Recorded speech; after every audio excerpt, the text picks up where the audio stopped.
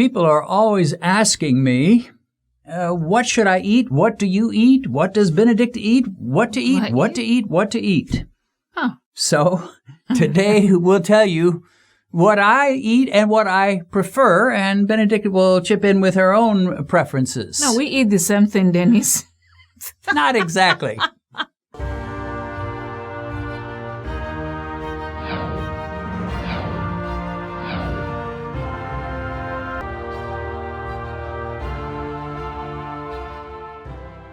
Well, I'm blessed to have with me my lovely wife, whose name is Benedicta. Welcome, Benedicta. Hello, how are y'all doing? Once again, a delight to have you. I'm glad to be here. Since you've come, I don't know if you knew about the Academy Awards before coming to America, but since you've been here, I'm sure you've heard of them, and I think you've watched them a time or two. Academy Awards, yeah. The Academy Awards, I don't much care for them, but at any rate, today you might say we're going to have the Keto Me Awards. How about that? You're going to give me an award? No. But we're going to talk about the top 10 foods. We're going to have a countdown. Top 10, starting with number 10 all the way to number 1. Number 1. And you are going to be the lady whose privilege it is to reveal the foods in order, starting with number 10. I'm so glad to do this. Now, a couple of years ago, when they had the Academy Awards, there was a couple of actors. One was Faye Dunaway, one was Warren Beatty, and they announced the award for the Best Picture. They did it just fine, but the problem was they got it wrong. They gave the wrong award. They gave the award to the wrong picture. So there's a lot of pressure on you to do this right. We don't want you to mess up. Well, I never heard of those, but I'll try my best. I won't mess up. We can't do that, or the scandal would go far and wide. So now let me just say that this list is not exactly scientific. Some say, well, how are you rating them? Are you rating in terms of they're the best for you, or the ones you like the most, the ones that are most convenient? The answer is yeah, it's a little bit of everything. So I have to like them or they wouldn't be on the list. Yeah. But also I have to value them as being good for me. And then also because I don't like to cook and don't like to spend a lot of time making things, they have to be fairly quick and easy to make. Right.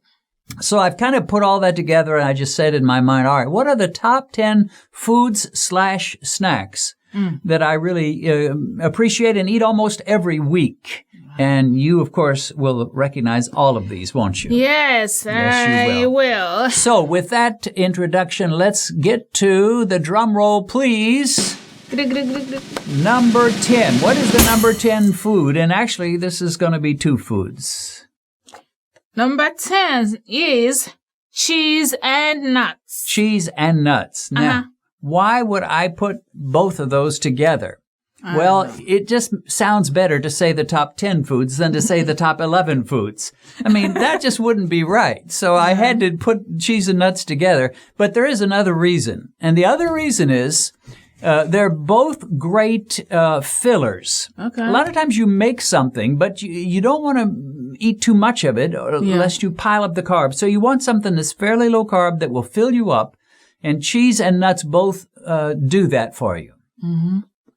Now, you didn't eat much cheese before I met you, did you? No. Cheese is not a big thing in Africa, I don't think. I think these days it may be, but in those days I was a little picky. So some of these kind of I ate nuts, a lot of it, but cheese, no. I think the second day that I actually had a chance to meet Benedicta and be with her for a little while with a couple of pastors, we went around and toured Lagos. I gave you one of a cheese stick. Yeah. And you just looked very suspicious about that cheese stick. Like, what in the world is this? And what do you do with it? And as I remember, you ate it rather slowly. I took a little bite here and there all day long. Right. But the good thing about cheese and nuts, there's the good and the bad. The good thing is, number 1, they're filling. Number 2, they're fattening. So if you say, well, how is that a good thing? A lot of people tell me they're too skinny, and they say, I can't go on keto, I can't do low carb because I'll just get skinnier and skinnier until I blow away. Well, eat cheese and nuts, and I don't think that'll be too much of a problem. If I want to gain weight, which I normally don't, I'm usually trying to fight it to keep under that 170 mark for myself. I'm 5'10", 170 is the highest I want to go. And I went a little over that the other day, didn't I? Yeah. To my shame. But if I want to keep under that 170, one thing, if I start to get too close, I have to drop the nuts and drop the cheese for a while until I get it lower. All right, let's go on to number 9. Drum roll, please. 9. Yeah, chicken. Well, now, we eat lots of chicken, don't we? I don't know about a lot of it, but we eat a little bit. I'd say we eat a lot of it. In fact, I like the chicken run away when we come around. Yeah, I make the joke that when Benedict and I go to Africa to do a mission, the chickens fear and tremble. They fear. Because we have chicken practically every night, unless we have fish. Yeah. Sometimes fish, sometimes chicken. Beef is a little expensive, and sometimes it's tough, and it's just not really such a great choice in Africa. Right. But we eat a lot of chicken. We eat in a lot of different ways. It's not really a keto food because it's not got enough fat to it. Although the dark meat will have more fat than the white meat. The white meat has almost no fat. Dark meat has some fat. But it's not going to raise your blood sugar as long as you don't have a bread coating. Now, fried chicken can raise it some, but if that's the only high-carb food or medium-carb food, you can still get away with it. But chicken is good. And we have a reason why we eat, a lot of chicken. Not a lot of it, but, it can be little here and there, was because in Africa, we eat more rice, and then the chicken meat or beef or anything meat will be side. And since we can't eat a lot of carbohydrates, so we try to increase in protein and then eat a little rice or no rice. And then I think with avocados, if we have and all that, so we can fill up with those instead of eating too much rice. And then this guy, I have to, feed him right in Africa. Now, you said initially in Africa we eat a lot of rice. You're speaking of Africans in general, not this guy, because I don't eat a lot of rice in Africa, although... I mean, we in Africa... Africans tend to eat quite a bit of rice. I will eat some rice sometimes, just out of desperation, just for something to eat, but I won't eat very big. But I'll try to eat more chicken. Well, I remember one time we were, I forget what African country. Tanzania. We ordered chicken and rice. Right. And they gave us the scrawniest little piece of chicken and the biggest mountain of rice. Little, drum that was this big by the side of it, and then a lot of rice. I'm thinking, I wish you would have reversed it and given us a lot of chicken and just a tiny little bit of rice. All right, number 8, drum roll, please. Please. What do we have for number 8? Number 8 says strawberries. Strawberries. What would I do without strawberries? I don't know. There's hardly a week goes by that I don't have strawberries. We eat them in salads. We eat them with the mug cakes as a kind of a strawberry shortcake. Right. It was a great day for me when somebody I read said there's 1 gram of carbs per strawberry for an ordinary size strawberry. They come in different sizes, of course, but for an ordinary size strawberry, 1 gram of carbs. I thought, whoa, I can eat strawberries. And sure enough, Mike, the meter, approved them and said, yeah, you can eat them in moderation. Don't pig out, but in moderation you can do it. Okay. You like strawberries, right? Yeah, I like it. Who wouldn't like strawberries? Okay, so strawberries work great in salads, work great on mug cakes, work great in a lot of different things. We even make a shake where we sometimes put strawberries in them, right? A keto shake. Yeah, and, don't forget smoothie is really good sometimes on those. Yeah, as long as you use keto ingredients and not the high-carb stuff. All right, number 7, drum roll, please. And number what comes 7. In at number 7? Low-carb pancakes. All right, the low-carb pancakes. It has been my tradition to eat pancakes on Saturday. Right. Practically all my adult life. If you had to go back in Dennis Pollock's life and count the Saturdays where I didn't eat pancakes, there wouldn't be many of them. There'd be a few here and there, but there wouldn't be many. Unless we traveled. Yeah. When we travel, we don't eat pancakes. No. So, again, it was a great day when I discovered low-carb pancakes. Yeah. You don't eat them as much as I do, but they're not bad, right? They're not bad. It's so good. Yeah. Now, one thing I do find about the pancakes that I make, they're always best the first day. You put them in the fridge the second day. Somehow they're not quite as good. They're passable. Yeah. And one tip I will give you about the pancakes, it works with the strawberries we mentioned before. You can take a bunch of strawberries and put them in a blender and pour in some heavy cream and a packet or two of stevia. Blend it all together. You get this nice, soft, kind of a mushy strawberry glaze. And smear a little bit over your pancake and use that as a syrup instead of the sugar-free syrups, which usually have sugar alcohols, which aren't the best, but they're not bad. They work. But this strawberry thing works very well. And if you do several, you can put it in the fridge, the rest of it that you don't use, and bring it out another day. So it really works well, and that's a great substitute for a syrup. You don't even need to put butter on it. You don't need to put syrup on it. Just blend together some strawberries, some heavy cream, couple packets of Splenda, and then just dish it out on your pancake. Save the rest for another day. All right, number 6, drum roll, please. What do we have? Number 6. Low carb tortillas. The low carb tortillas, or as Napoleon Dynamite's mother would say, those dang tortillas. There's a movie. You probably don't remember that, but tortillas. But yeah, tortillas.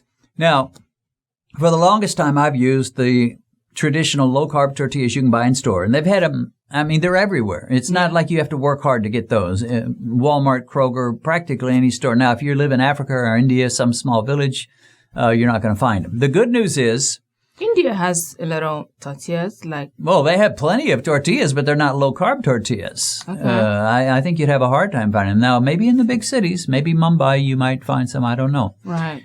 The good news is I found a recipe, and we did a video on this a while back, where you can do a homemade tortilla using something called whey isolate protein, I think it's called, almond flour, a couple of other ingredients, an egg, some cream. Right.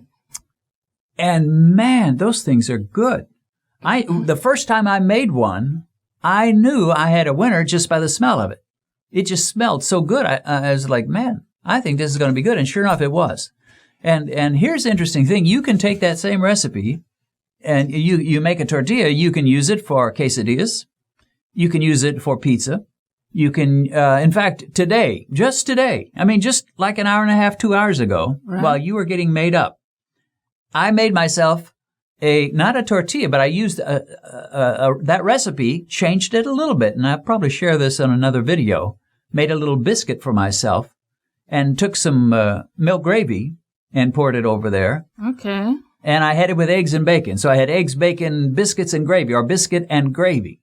Now, normally that would be a high-carb meal. Normally that'd be jacking your sugar up. Can you guess what my sugar was an hour after I ate it? What was your sugar level? 83. Yeah, that's a win-win. That is good. So I missed that. How did I miss that? Well, you were busy doing the eyes and all this stuff. You don't have to tell everything.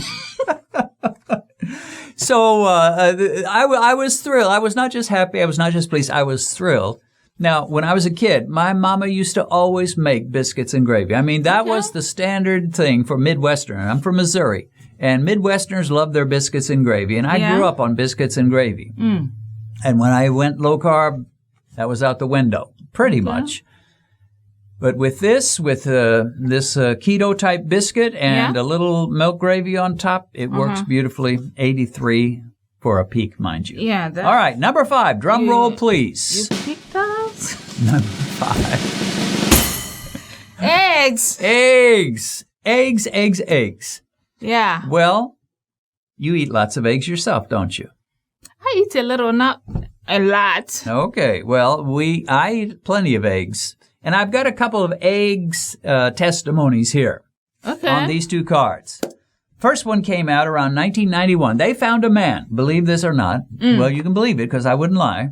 Yeah, I trust my husband. That's right. 88-year-old man living in the Denver area.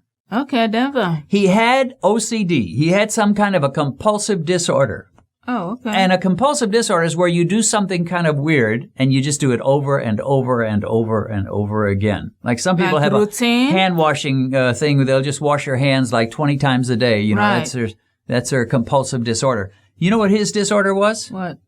He loved soft-boiled eggs. Oh, okay. And he ate 25 soft-boiled eggs every day. Oh. 25 eggs. Is it not a lot? A day. That's a lot. Now, they found out about this guy in 1991. He'd been doing it for 15 years. Okay. So he'd been eating 25 eggs a day for 15 years. Hey, is it like once? That's a lot, man. Yeah, I know it's a lot. In fact, all right. Well, anyway, so some of the nutritionists and the health people thought this guy would be a great study. 88 years old.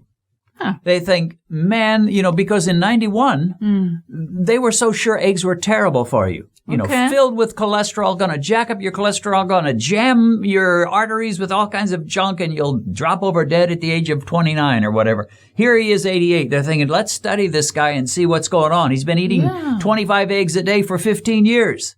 Guess what they found? What? Tell me. They found he had normal cholesterol. Normal cholesterol. You know, you'd think with all that cholesterol and all those eggs, I mean, he'd been eating thousands of eggs over that course. Okay, normal cholesterol. They found he had almost no plaque in his arteries, clean arteries, and he'd lived to be 88. Now, how long he lived after that, I don't know. They ask him, why do you eat so many eggs? He says, I just can't help it. He just couldn't help it. He just had to eat his eggs. He had some kind of a psychological disorder, but it didn't seem to hurt him health-wise. So anyway, now. So poultry must have been supplying him a lot of eggs, or those chickens were providing those eggs. Walmart was selling a lot of eggs. Now, this next testimony is a lady, Italian woman named Emma Moreno.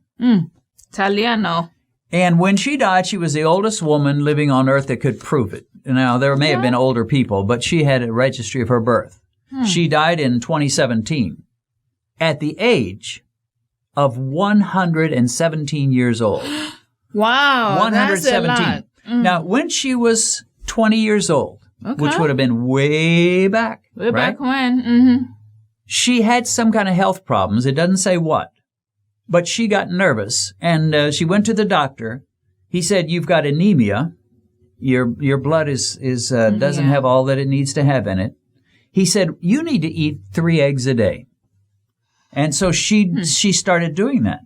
She would eat 2 raw eggs. Doesn't that sound good? Raw. 2 raw eggs, like Rocky used to eat his 5 raw eggs. And then she would have 1 or 2 cooked ones and make an omelet for lunch. So raw eggs for breakfast, omelet for lunch. And she kept that diet for 90 plus, almost 90 years. Wow. That's no, it would be over 90 years. That would amount to over 100,000 eggs she ate over all those years. Well, we can't count from year 1 or 2 of No, from the year when she was 20. Okay. Now, they said, somebody who knew her said, well, she doesn't eat many vegetables. She eats very little fruit. When I met her, they said she ate 3 eggs a day, 2 raw in the morning, 1 omelet at noon, and then she had chicken for dinner. So eggs and chicken. Okay. Now, so many of the health experts will say, oh, you must eat your fruits and vegetables. Forget about the meat, forget about the eggs, forget about the dairy. They're all nasty, nasty, nasty, but eat your fruits and vegetables. This lady ate almost no fruits and vegetables. She ate 3 eggs a day, 100,000 eggs over the course of 90 years. She had her chicken for dinner, and she lived to be 117. She finally died in April of 2017. Wow. 117 years old. And those were a lot of eggs. So, my friend, don't be so scared of eggs. And one thing you can be sure of, with a diet like that, she had low glucose and low insulin levels for all of those 90 plus years. And she did herself a world of good. Hope you enjoyed this. We intended to give all 10 of my top 10 foods on this one video, but we got talking too long, so we divided it in 2, and you'll get the top 4 next Friday. So we'll see you next week. Hope you'll subscribe to this channel if you haven't yet done that, and hope you'll give this video a like. The YouTube algorithm really likes to see those likes, and when they see enough of them, they'll promote it to others, and that'll help other diabetics. God bless. See you again soon.